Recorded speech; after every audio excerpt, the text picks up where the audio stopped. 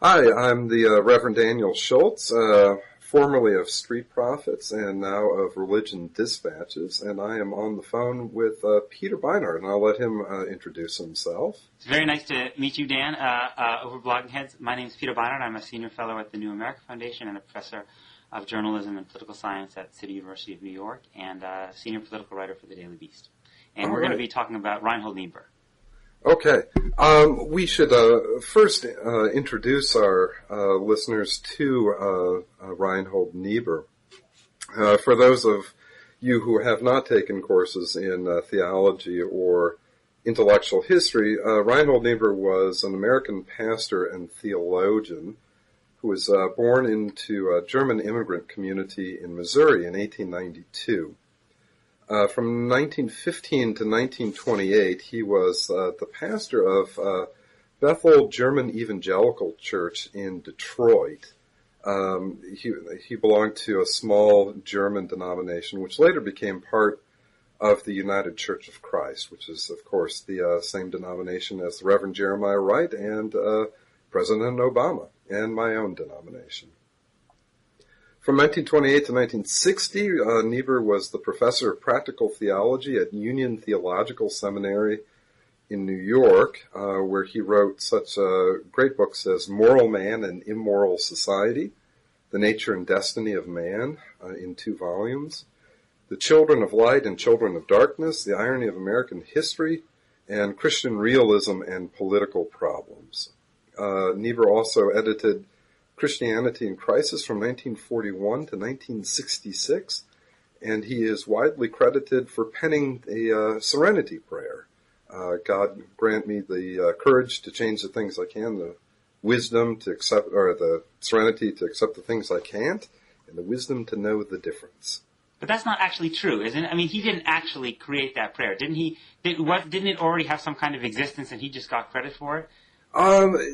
There's a lot of back and forth about that. The latest iteration that I have heard is that most scholars accept that he did in fact write it, although there are earlier prayers that seem very similar to it. So that's what they say these days. Who the heck knows? Shall we talk for a minute about Niebuhr's overall intellectual concerns before we get into foreign policy and such issues? Please, why don't you start it off and then I will just respond. Okay. Peter, as you know, today Niebuhr is usually thought of kind of as Henry Kissinger's patron saint.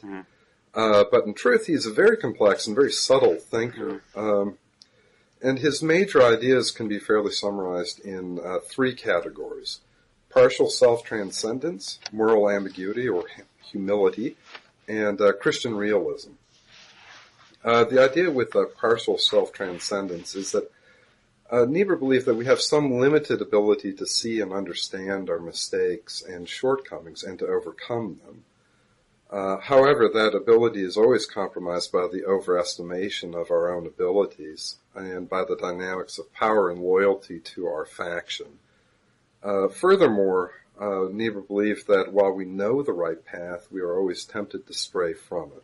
And that's what Niebuhr means when he says man's capacity for justice makes democracy possible, but man's inclination to injustice makes democracy necessary.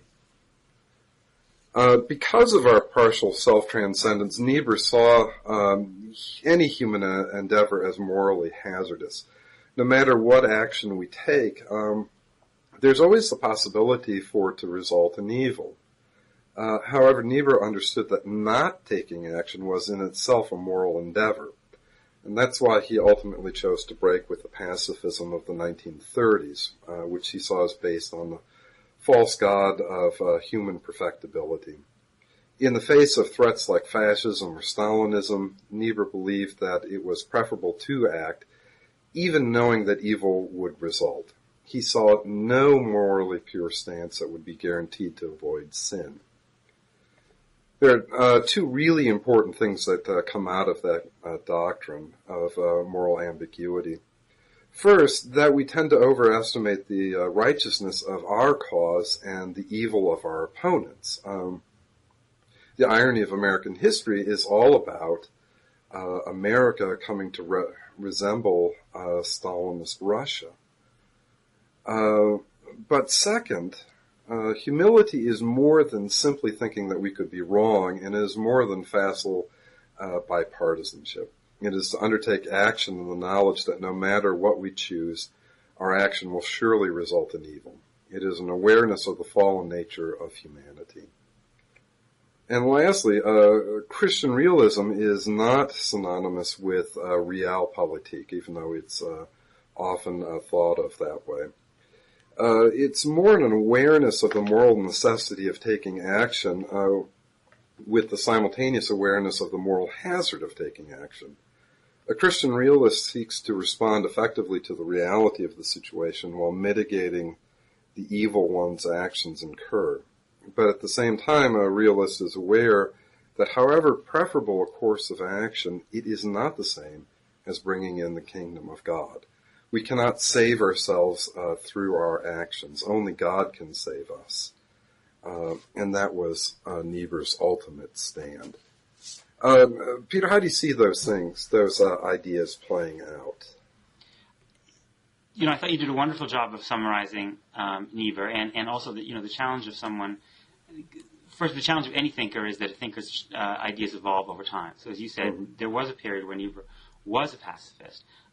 There was a period where Niebuhr was a Wilsonian. I think Niebuhr's rebellion against what he saw as the kind of the moral utopianism, naive utopianism of the progressives he came fits out very of well into the neo-orthodox camp, that critique of liberal theology at the turn of the 19th. Yes, exemplified by Walter Rauschenbusch, the social gospel. Right. For me, one of the most compelling aspects of Niebuhr's life, although less dwelt upon, was his relationship to World War I.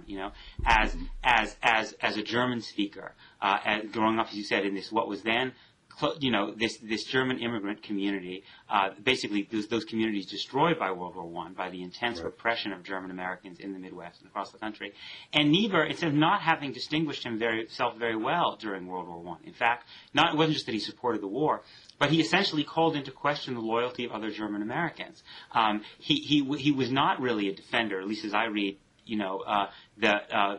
read his biography, not really a defender of his besieged flock during that period, but in fact made his own name by essentially putting himself out as a model of a loyal German American and suggesting that in fact many German Americans were not loyal. It seems to me it's in that intense, powerful experience for which I think starts to come some of the questioning of what this enterprise, this kind of very morally grand progressive enterprise of remaking the world through war during World War I was.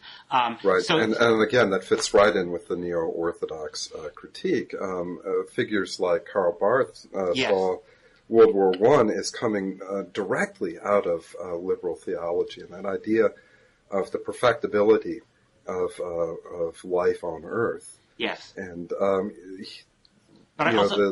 Go ahead. The thought is that World War I reveals the sinfulness and the shortcomings of humanity, and it just destroys those ideas. That's right, and that's where I think you do see, people like Hans Morgenthau, who were Orthodox realists, had a lot of good to say about Reinhold Niebuhr. That they did see themselves as Niebuhr. Now, realism in foreign policy is itself a treacherous word to try to understand and define. I think that you're right that for Niebuhr, Niebuhr is different than a realist like Morgenthau in the sense that Niebuhr does believe that in a kind of mysterious way, people are saved by the mystery of God's grace, and so therefore it makes sense to strive for things that are impossible, even as you know they're impossible, in a way that I think wouldn't make sense for Morgenthau. But the other thing I think it's important to remember, I think when we talk about Niebuhr, I think the tendency tends to be on Niebuhr as the cold warrior. Niebuhr is the guy who sheds his pacifism, and I think to some degree one also has to ask the question of to what degree Niebuhr becomes more of a full-fledged cold warrior in the 50s, because he himself is living in a McCarthyite environment in which he himself is to some degree under threat. Many American intellectuals essentially abandoned some of their more hard-edged critique of American society and focus and sharpen the moral distinctions between the U.S. in the Soviet Union. I mean, I think there Right. are obviously, Well, I think, very, very important distinctions to be made, but also because of the threat of not having done that in the 1950s. Whereas, obviously, in the early 1930s, Niebuhr is a member of the Socialist Party who believes basically in class conflict and in some kind of proletarian revolution. So that more radical critique of Niebuhr, in that way, I think Niebuhr kind of reflects his times. I mean, he reflects the anti-capitalist radicalism of the 30s, and then of the kind of the less radical, more reformist kind of Cold War liberalism that emerges by the late 40s and early 50s. Yeah, no, some people want to sweep him into that anti-communist faction of the left, and he never fits there very comfortably either. In some ways, you can read, though, the irony of American history as this great and kind of savage critique of McCarthyism.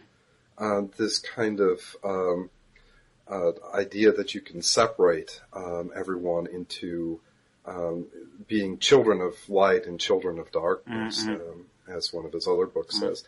And he's very much concerned to kind of dissolve those categories and remind people that we are never as morally pure as we would like to think we are, and our enemies are never as evil as we think they are. The other thing that go ahead. I think the other thing that's really relevant. Excuse me? I have some thoughts on that, but go ahead and I'll come back to that. The other thing that's really relevant, and it sounds kind of silly, but it is important to note, is that in 1961 Niebuhr had a stroke and really slowed down, and some of those more hardline, hawkish positions come after that point. So you can make a case that some of those later opinions may not have been of a piece with his earlier ideas. And I think we may have a little bit of a disagreement on this. I mean, I'm probably influenced a lot by the Fox biography of Niebuhr, which essentially critiques Niebuhr from the left, to some degree. Essentially, I think as I read the Richard Fox biography, he accepts the idea that Niebuhr does really become a kind of Cold War liberal, and is somewhat critical of Niebuhr for having lost some of his hard-edged prophetic critique of the United States. I mean, Niebuhr is a founder of Americans for Democratic Action, which supports essentially the emerging edifice of Cold War foreign policy, supports the aid to Greece and Turkey in 1947, runs a very harsh campaign against Henry Wallace in 1948, supports the Korean, right? Niebuhr supports American involvement in Korea. Does not support Vietnam. No, certainly not Vietnam. You're right. But it endorses. That's later. I mean, we're talking here about the late 40s and 50s, and Niebuhr even essentially makes a kind of a defense of the Hiroshima bombing, doesn't he? Right. He endorses mutual assured destruction at some point, which is a very odd thing for a Christian ethicist to be doing. So where do you see the distinction, therefore, between him and a figure like an Arthur Schlesinger or a Hubert Humphrey or a Walter Reuther, who were his compatriots in this emergence of this kind of Cold War liberalism in the late 40s? I guess because of the critique of ideology in there, coming out of Moral Man and Immoral Society, Children of Light, Children of Darkness. He's always very concerned to point out how dependent we are on our social group. And in the critique of Moral Man and Immoral Society is essentially that we are all dependent on that kind of partisanship. And it's easier for us to act morally as individuals because we don't have to represent the group. So that those groups, when we speak as a member of a group, we have to advocate for them and push their positions of power. And I think that stemming from that kind of thought, he sort of embraces that idea of, well, if you're going to represent a group fairly and you have to act in the interest of their power, then just do it. Mm-hmm. Try to act as morally as you can, but don't hold yourself up as somehow pure, mm-hmm. or think that you can get away with not acting immorally. Mm-hmm. You're going to, one way or another. Mm-hmm.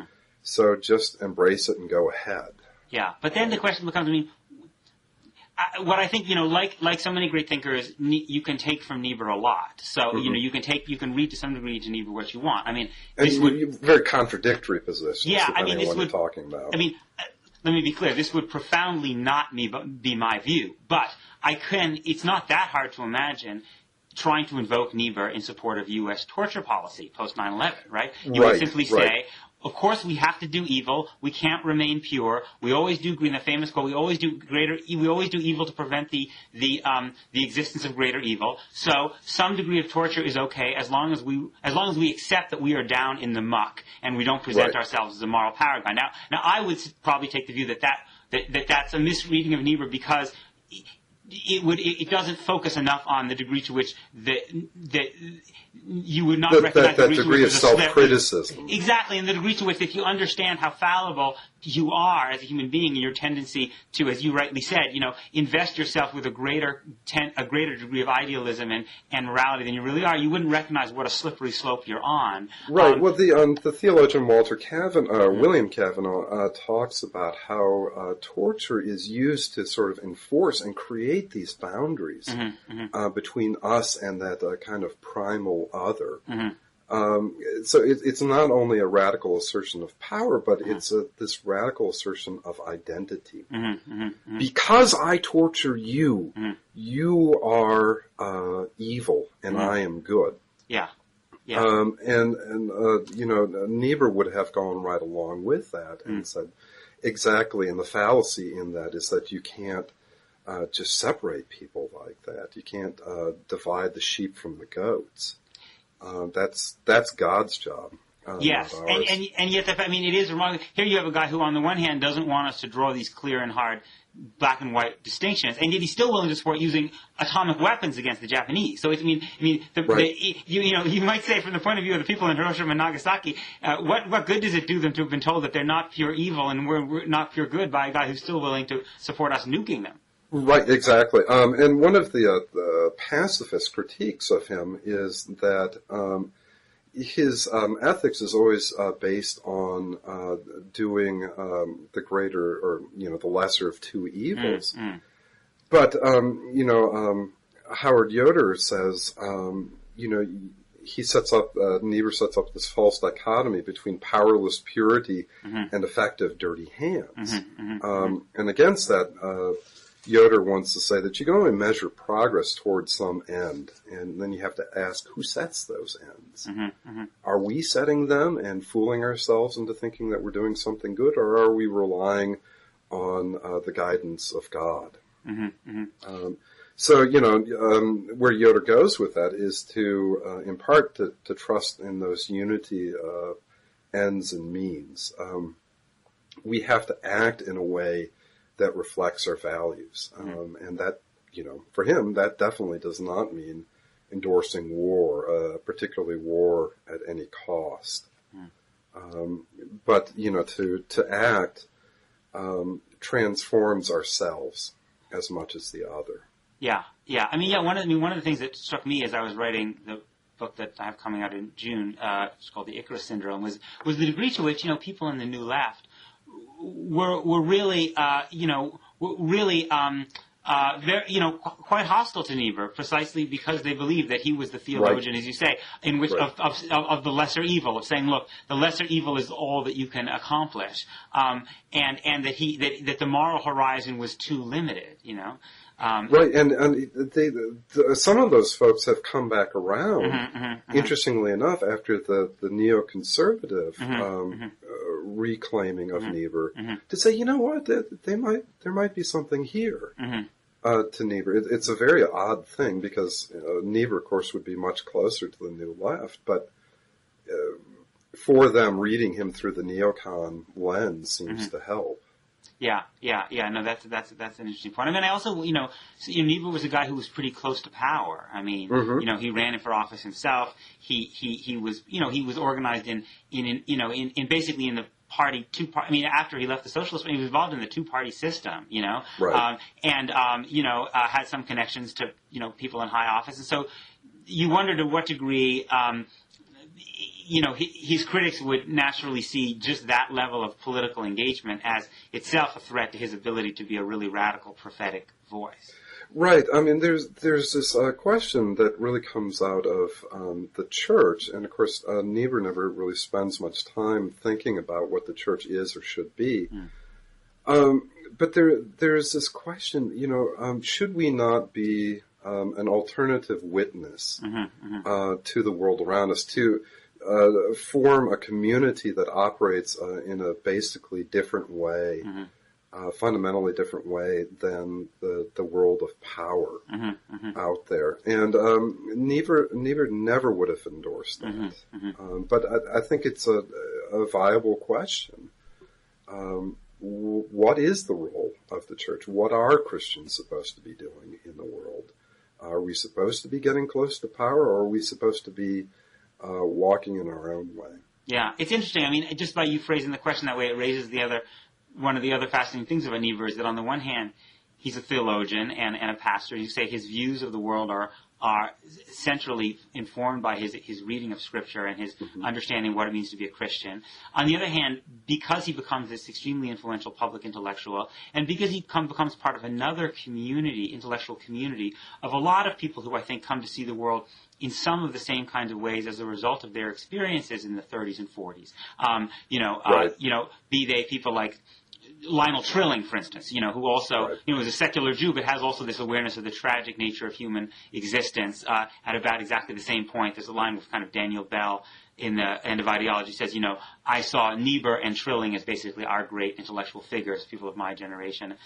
Foreign policy people like Morgenthau or Lippmann or even George Kennan. And so, there's, I suppose, a kind of a certain tension between him speaking in that universal voice, where for people for whom, and I include myself in this as a Jew, for whom the question of what it means to be a Christian is not a question that I have that is very easy for me to engage in, or what the role of the church should be. And yet, obviously, Niebuhr is grappling with that question at exactly the same time that he's speaking beyond that as well to a group of people who are not involved in that set of questions. And that seems to be one of the remarkable accomplishments of his career. It's hard to think of that many other intellectuals who've done that as effectively, but perhaps you're pointing to a certain tension between those two discussions as well. Absolutely, because he never, despite what President Obama says about him, he never completely abandons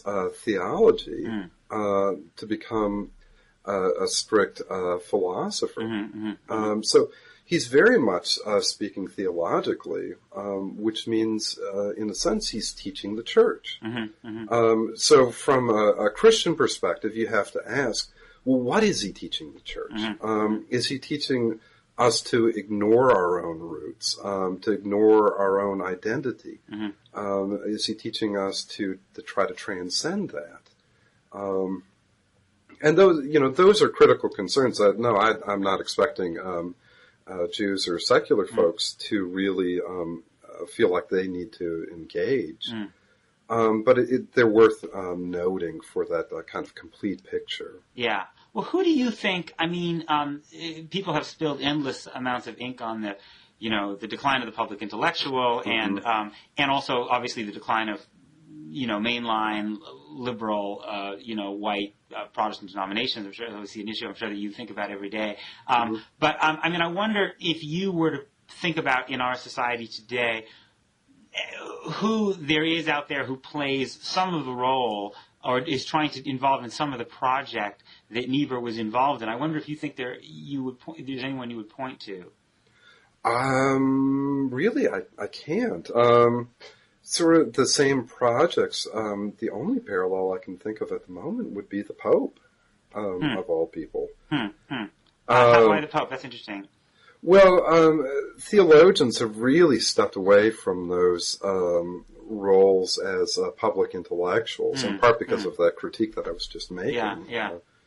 Theologians teach the church; they don't teach the society at large. Interesting. What about like a Cornel West or a Jim Wallace? I mean, am I getting well, West would be closer to it, although his concerns are more along the lines of racial and social justice. Yes. Wallace, and he would not be as much of a critic of the social gospel, right? I mean, he wouldn't, as Niebuhr was. No. And historically, figures from the black church have not been nearly as critical of the social gospel for the simple reason that their community needs it. Yes. It's a much more applicable model for them than it is for white middle-class guys like you and me. And Jim Wallace, whatever else you want to say about him, is not really a systematic theologian in the same way that Niebuhr is. He's much more of a practical kind of guy. Really more, how do I want to say, coming at it from a political angle with kind of a God flavoring to it. And I don't mean that to be insulting. It's interesting. I mean, you mentioned the Pope, and one person I thought of, although he's obviously a figure on the right, is Robert George at Princeton. I guess not, but it seems to me, again, I say this as someone who's not a Christian, so sees all of this a little bit through a glass darkly. But it seems to me more of the intellectual energy in terms of thinking about how theology impacts on public policy seems to comes out of from Catholic. These days, stuff, and more obviously, and more on the right. And I wonder if you have a thought about why that is. Well, there's a couple of reasons. One is some of that work does get done, but it is more theologically oriented, and so it doesn't get translated very well into the public discourse. And as it happens, I have a book coming out in August, Changing the Script. An authentically progressive and authentically faithful theology for the 21st century. And in that, I unpack some thought from the theologian Walter Brueggemann and try to make that applicable to the political discourse. So there's this need to translate some of the stuff that gets done in the academy for a broader audience. And it's there. William Cavanaugh does it. Brueggemann does it. Stanley Hauerwas does it to a certain extent. John Howard Yoder did it before he died. But it definitely is true that in the mainline Protestants, anyway, there's been some turn away from that kind of thought. Not as much interest in that as in some other issues. And as it happens, the Catholics have kind of been moving in the other direction, partly in response to liberation theology. And so what you have happen is liberation theology comes out, and many liberals pick up on that and are very intrigued by it. But they kind of stop there, and there's not much development after that. But the Catholic response to it is the most recent iteration of public theology. So sort of that reaction against it. And I think that actually the biggest figure who has been a public theologian in recent years, just recently died, Richard John Newhouse. Also on the right. And who himself picks up on Niebuhr's legacy in some very interesting ways. That's true. That's right. And well, what do you make of? And I know Michael Novak has also written about Niebuhr, again from a conservative perspective. I think probably today one would say that the people who tend to be the most on the one hand, it's funny. I mean, on the one hand, people associate Obama with Niebuhr. On the other hand, the people who are most excited about the fact that people who are most excited about associating Obama with Niebuhr tend to be people to Obama's right. I feel like it's kind of, it's like David Brooks. I mean, David Brooks takes a lot of solace in the fact that Obama is connected to Niebuhr, because I think for him, Brooks tends to take the view that liberals are moral perfectionists, that liberals believe that everybody around the world, we can join hands with Al-Qaeda and sing Kumbaya. Right. And that it's this great validation for Brooks. And at home we can have these massive radical renovations of society and create these utopias on Earth. And therefore, he takes solace in the fact that he sees Obama's reading Niebuhr and suggesting that actually conflict is endemic, evil is permanent, human beings are fallible, which is there in Niebuhr. But what he doesn't take is also the critique of American exceptionalism that's in Niebuhr. A very harsh critique of our vanity about how good our society is today. Yeah, Peter, doesn't Blogging Heads want us to disagree on something? I don't know. We had a moment of disagreement, but I'm sure we can. I'm sure we can. If we keep talking, we can find something. We slipped right around that and kept on going. That's exactly right, though. I think. As you suggest, I think Brooks kind of gets about half of Niebuhr, and kind of ignores the rest of it, and that's kind of what happens with him on the right. Newhouse kind of gets half of it. Novak gets kind of half of it, and I go back and forth about how cynically they do that. And how much of that is honest misinterpretation. But, it's one of those good news, bad news situations. One, the good news is that they keep his legacy alive, even if they misunderstand it to a certain degree. Yeah, but I think it's also part of a larger tendency. I mean, I think you're exactly right. And then it also raises the question of, well, where are the people who would be more on the left, emphasizing the other half of the Niebuhr equation, and and maybe that would be me.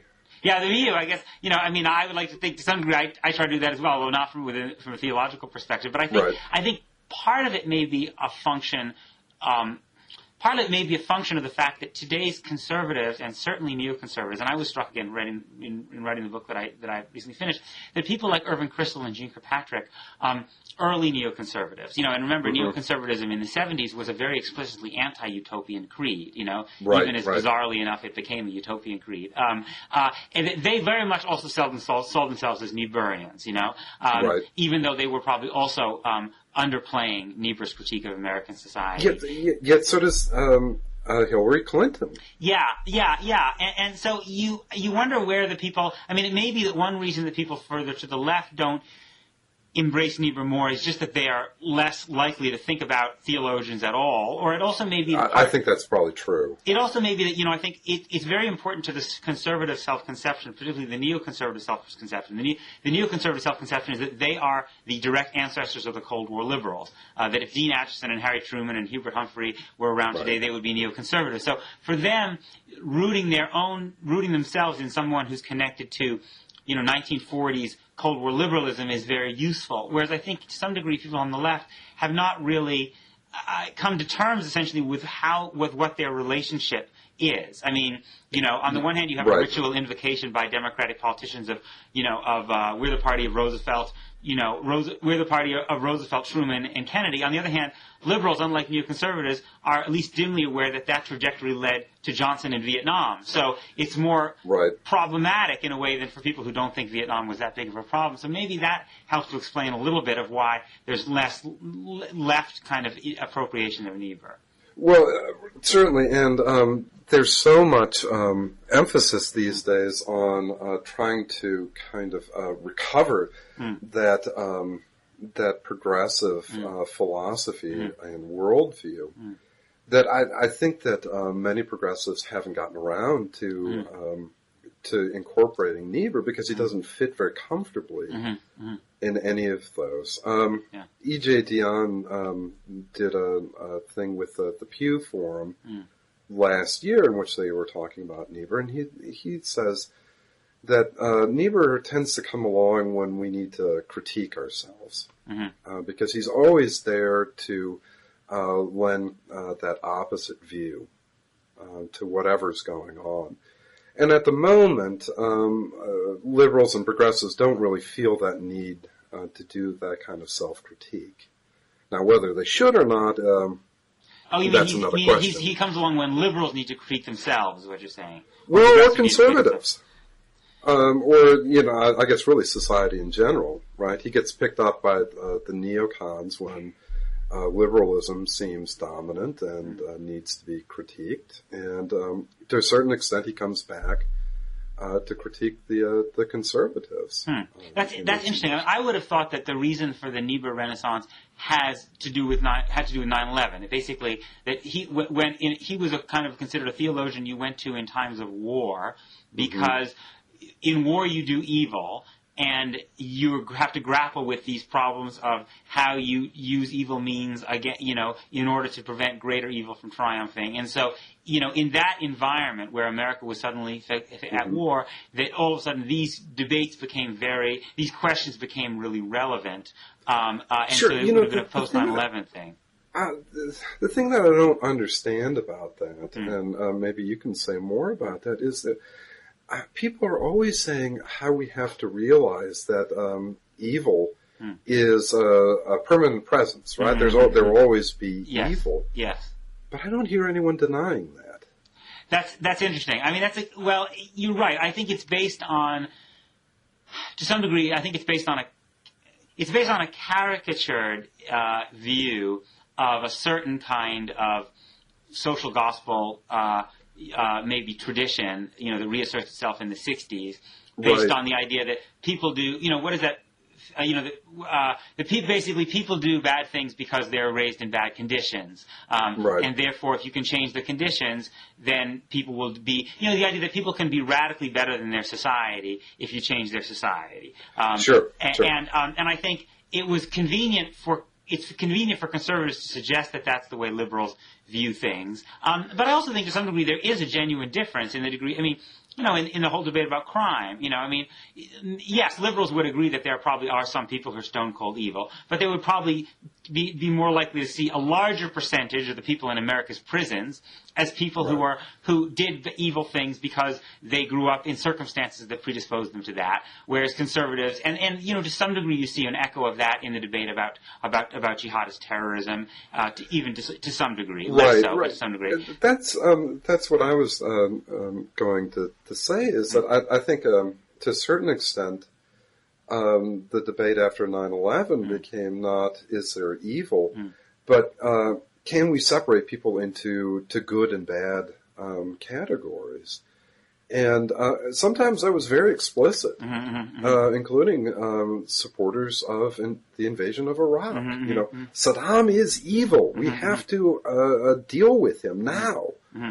And I think that Niebuhr came back in support of that, which I think is dead wrong.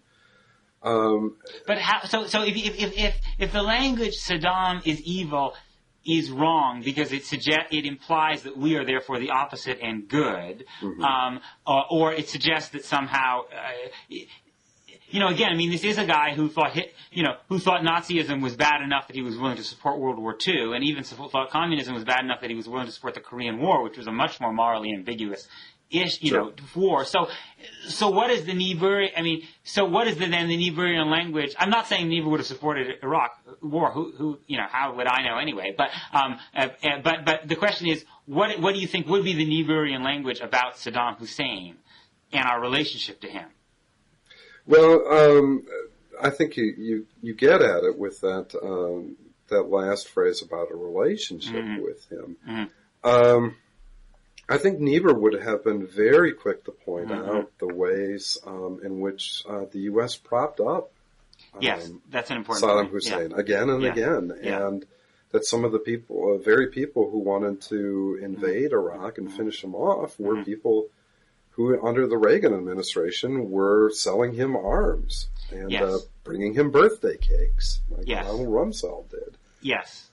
So, he would have been very concerned to dissolve those categories of us and them, and ask how it is we thought that we could divide ourselves so neatly into those. And I think he would have pointed out that judgment is not really up to us.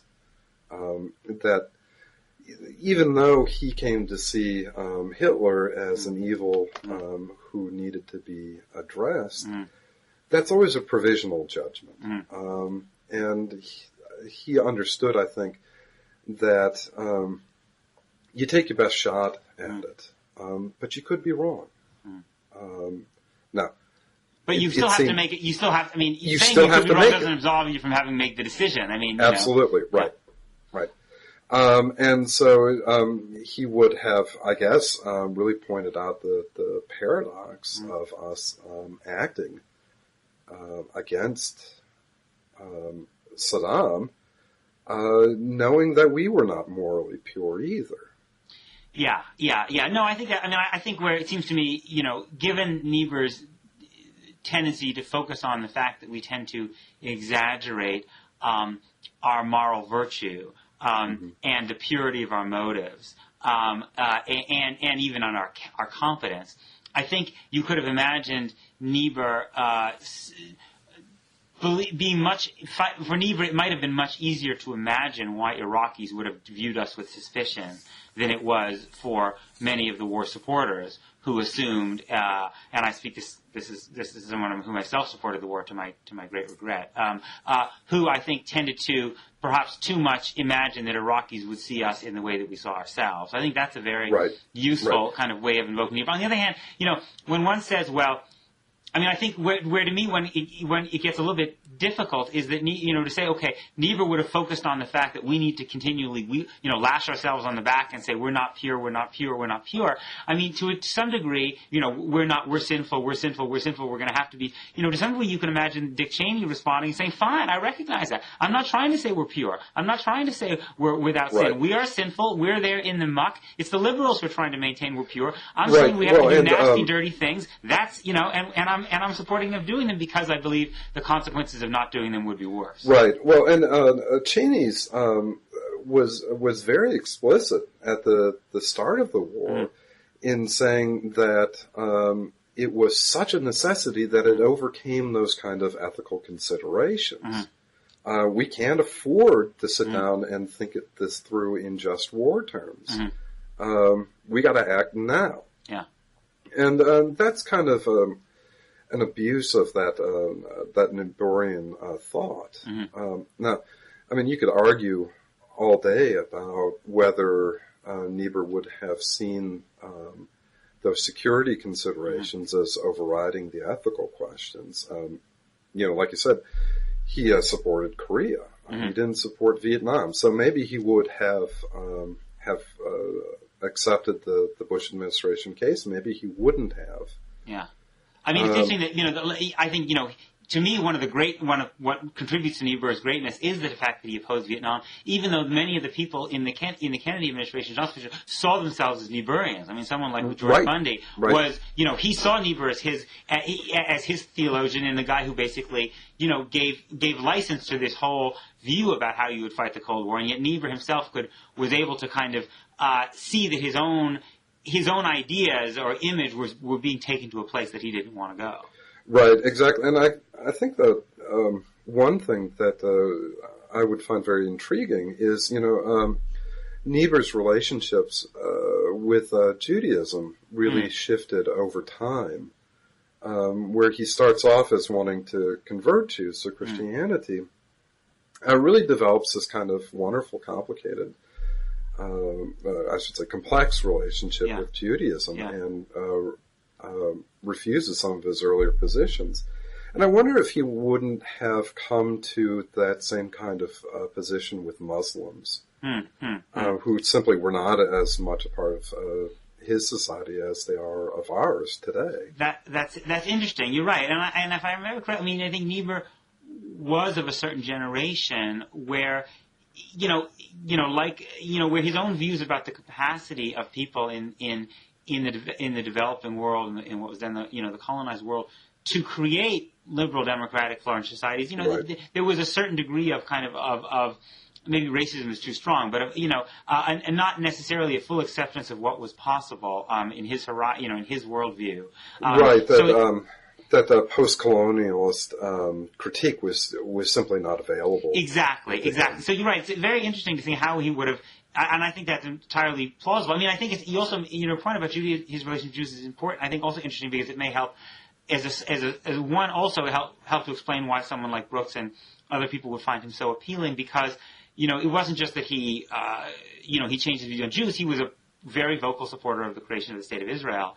And one of the narratives you tend to find about neoconservatives is, well, the mainline Christian denominations and their supporters, and their leaders, Martin Luther King, Niebuhr were great defenders of Israel. And then, starting in the late 60s and early 1970s, basically, mainline Christianity started to become more and more critical of Israel. So, and obviously there were facts on the ground that shifted, like the fact that Israel took over the West Bank and Gaza. So that's a very relevant point here. But I think it is true today that mainline denominations tend to be much more critical of Israel than evangelicals. Yeah, and it would be interesting. I say this as someone who myself is pretty critical of a lot of Israel's policies, but it is interesting to think about the degree to which Niebuhr would have undergone, whether he would have undergone that same evolution to a position of criticism, sometimes harsh criticism, and sometimes, frankly, I think